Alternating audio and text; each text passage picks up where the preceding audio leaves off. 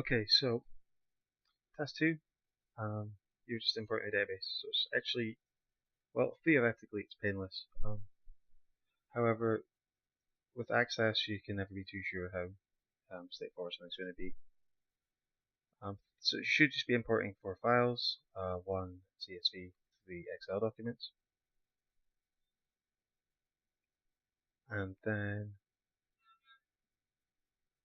you want to just collect the correct evidence to show that you've done it right. I will start doing this by importing orders.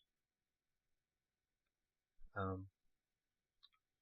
it should look like this, which should be okay. I'm going to leave these as text because I've had a nightmare with it so far. I just want to see. I've tried this like 3 times and it's been really funny about it. I have a solution, but I haven't tried this yet. This is a currency. If we click next, you know that order number is a primary key. It looks very primary E to me. And then there you go. If I then view this in design view, hopefully we should just be able to convert these dates using the format data slash month slash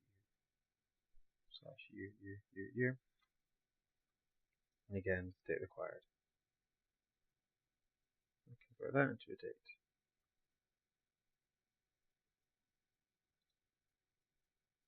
With the format data slash month slash year. This might work. It might lose some data though, but it worked fine. Another thing to notice, these aren't in euros, so I'll have to convert that. If you have problems importing, I did earlier. I'm not afraid to admit it. I'm not ashamed. I'm not afraid either. But I also just took my final one and turned it to CSV just to make life easier. But you shouldn't have to do that. It should just work. This is going to be a currency, and that currency is going to be euros. Sorry, I just ignored that text that said euros there. We want to use our snipping tool. Most Windows computers should have this. Oh, sorry. Nope. I'd probably snip the fact that you have this information as well. So you want the date, month. So first of all, sorry, I closed snipping tool.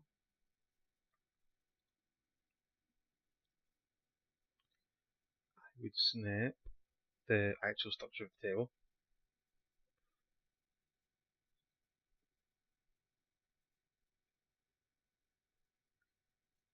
And paste that into my evidence. I would then be tempted, so this is orders table design. You don't have to label your evidence document, but it makes it easier to mark, makes it easier to read, and as someone who's marked these before, you do look favourably on people being nice to you. Obviously we can't give more marks because people have been nice, but you're more likely to be, if in a sort of questionable situation, if you're nice to the examiner, they're more likely to be nice to you. Okay, so then you want to show you've used date, month, year as requested. I'm not 100% certain we'll need this, because basically I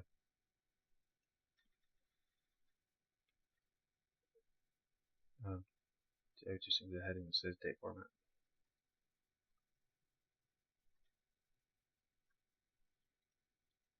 Because they will see this in the actual data printers later, see the dates in the correct format. But it's worth including just in case. Okay, the rest of it, as I said before, should have no problems at all. So we can just view your data quickly to make sure it works.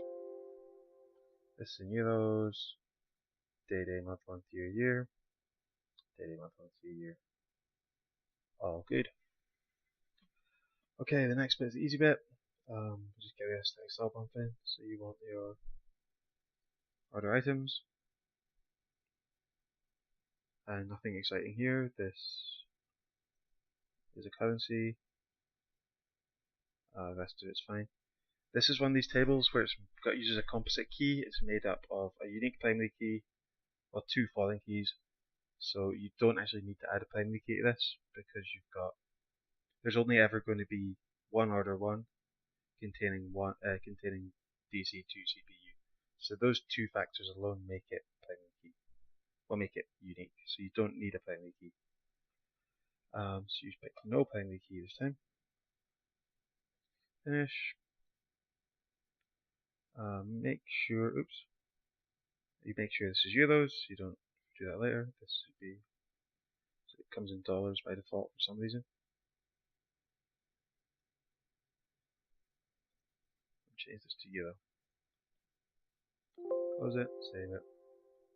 Just get in the habit of closing everything in Access all the time, because when you come to relationships and other things, it starts to complain. Then we need to import the other table. Oh, sorry, I'll get the components. Again, nothing exciting here. Text, currency, text.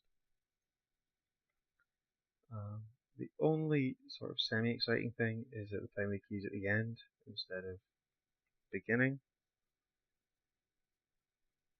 I think that's very intentional.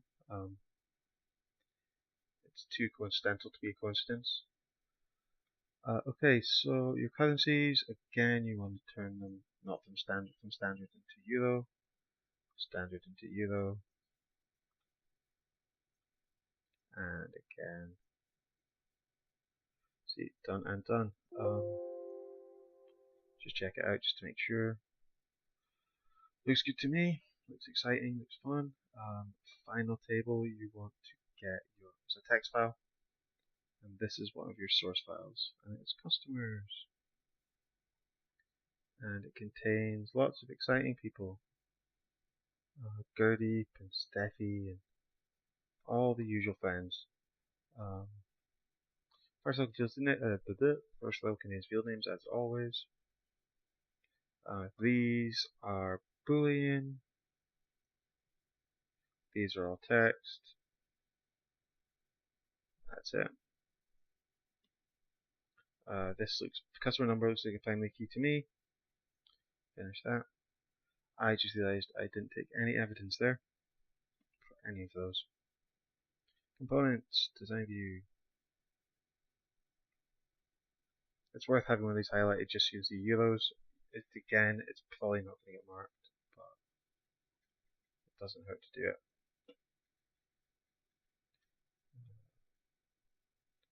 So you want to add heading. Oh, up here. I think these are too big. Table design. Components. I'm going to stop putting the titles in now. In fact, I'm going to stop doing the evidence and just tell you what to screenshot. There you go, that's beautiful enough. Okay, so you screenshot this. Again, you screenshot this. You screenshot this. And you screenshot this. And that is a lot of your 15 marks. The next part comes to relationships. It's a database tool, you're doing relationships, and you want all of the tables. Okay, so I don't think this paper asks you to explain your relationships, but it does come up sometimes. And they just want a nice little sentence sort of summarizing how the relationship works. Not this time, but I'll give you an idea anyway. So when you're doing this, you're usually matching up the primary key with a foreign key in another table. So this time, component number matches component number. It's a one-to-many relationship because one order will contain. Oh, one component can be in many orders, but each component is a unique entity in itself. You'd want to screenshot this, by the way, if you take Alt print screen and paste that into your relationship. You get, not that, sorry. Apparently my Alt button doesn't work. That's annoying. Okay, Alt print screen screenshots just this context menu, but for argument's sake, there you go. So you want to screenshot that. because it shows you one-to-many. It also shows you the components, the order items, and the fields you're using. So table, table, field, field, and the thing is 3 marks. Sometimes 2 marks, other times. So we want to do that.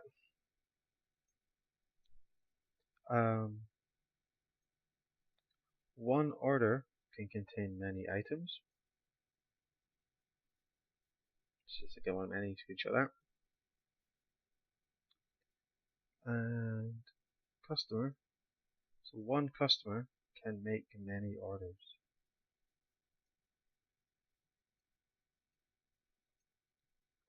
Again, you want to screenshot that.